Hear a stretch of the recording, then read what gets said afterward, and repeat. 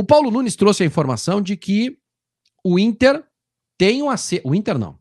O candidato Roberto Melo, da Chapa 2, tem um acerto com Abel Braga. Caso ele, Roberto Melo, vença a eleição, Abel Braga ser o coordenador técnico, gerente de futebol, o cara que vai estar entre direção e grupo de jogadores. Papel que ele desempenha hoje no Vasco da Gama.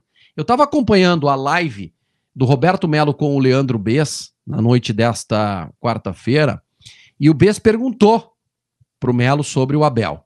E a resposta foi a seguinte: olha, nós temos um perfil definido. Não podemos deixar de ter executivo de futebol, coordenador, gerente. Citou esses cargos.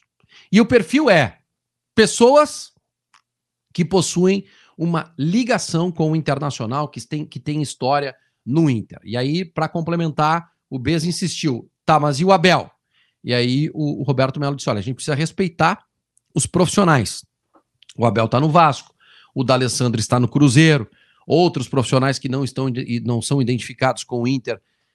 Provavelmente ele estava falando do diretor executivo, que não deve ter essa ligação com o Internacional, mas ele não fechou a porta, não descartou, tá? Gente, vamos ser honestos, né? A gente sabe como é que a banda toca em véspera de eleição. Vai vazar muita coisa. Vai vazar coisa dos dois lados. Grande contratação, treinador, tudo para mexer com a cabeça de quem vai votar. Então, Abel Braga está certo como gerente de futebol, coordenador técnico, enfim. Pedro, escreve para mim aqui qual o cargo que ele desempenha no...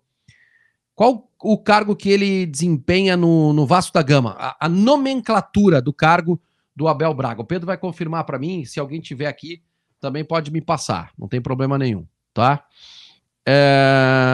Diretor técnico, tá? Diretor técnico, que é a função do Magrão do Inter, né? Não é isso? Era do Paulo Autuori e tal. Mas, enfim. O que eu acho do Abel Braga? Bom, primeiro, vencedor. DNA de campeão. Certo? Sempre que o Abel puder ajudar o Inter, será bem-vindo.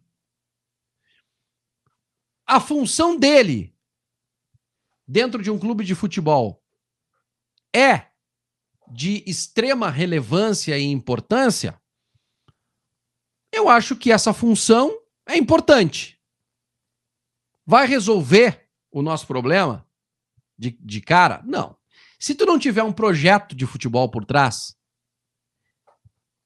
escolha de quem vai comandar o time, escolha dos jogadores adequados para aquela proposta de jogo do treinador.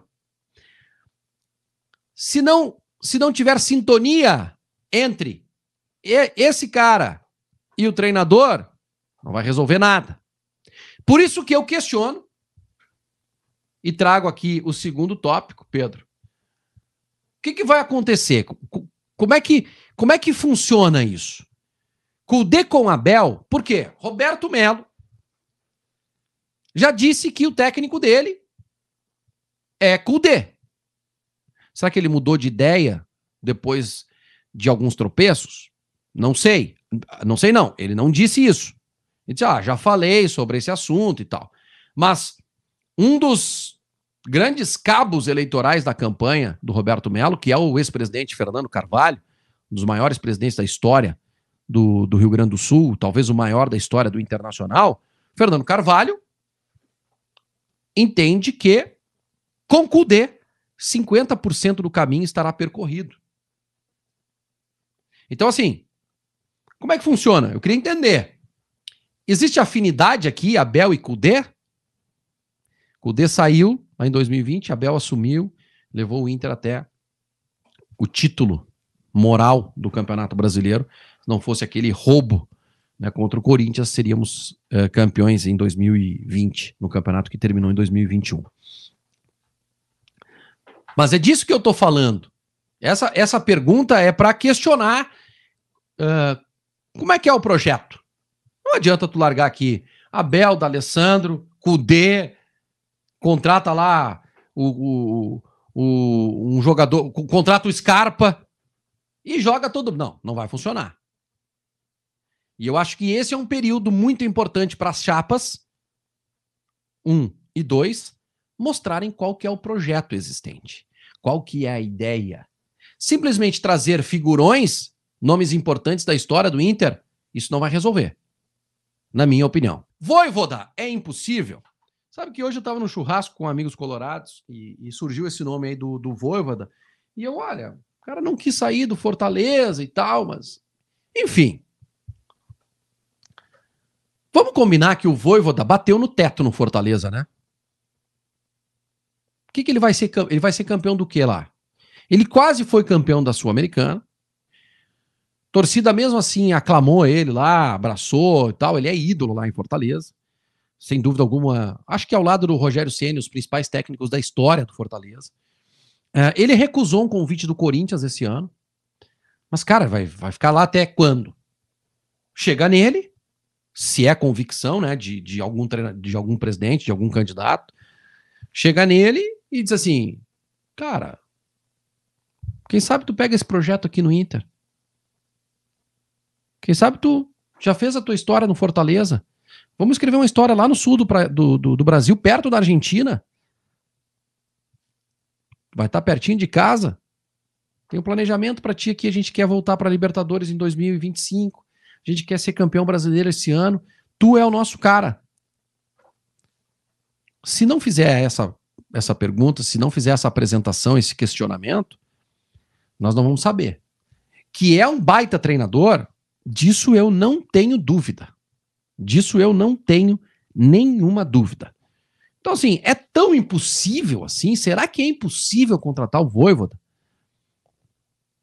Cara, o Inter é muito grande, cara. O Inter é muito grande. Não custa tentar. Agora, vamos ver o que vai acontecer, né? E aí vem aqui um outro nome, que é o do Thiago Carpini. Aí eu respeito o respeito profissional.